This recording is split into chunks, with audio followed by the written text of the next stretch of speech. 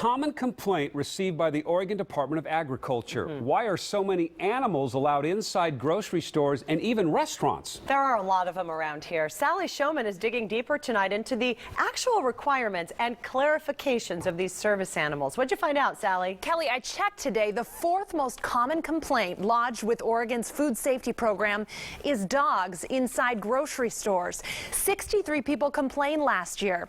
Service dogs are allowed in grocery stores, but how can you be sure that the dog walking down the aisle is indeed at work? The answer might surprise you. Sam is Katarina Duman's shadow. He goes everywhere with me. Airplanes, public pools, transit. Into grocery stores and restaurants, and he's wearing his uniform the whole time. I get a lot of questions, a lot of pushback if I don't. They just think he's a pet, you know. But he's not a pet. He's highly trained to detect Duman's seizures. But there are others. Have you been to the Safeway? Who pose as service dogs. Dogs in there all the time, and I'm sure they're not all service dogs. Oregon law says dogs and small ponies are allowed inside grocery stores and restaurants if and only if they're trained to perform a task for their disabled master. But here's the catch. Restaurants and grocers cannot ask for proof that the animal is indeed a service animal.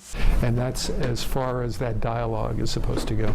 Cannot ask for any proof that that is indeed a service animal, though. There is no required proof under law. The law dictates that grocers and restaurant owners can only ask two questions. Number one, is this a service animal? And two, what task is the animal specifically trained to do? Bob Jundeff is the executive director of Disability Rights Oregon.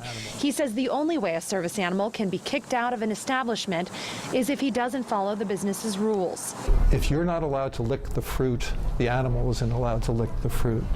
If you're not allowed to pee on the floor, the animal isn't allowed to pee on the floor. Duman says she'd support mandatory certification to protect the integrity of hardworking dogs like Sam. Absolutely, I think they should be safe in public. They should have to pass a certification to be safe. Now, you may have heard of emotional support animals.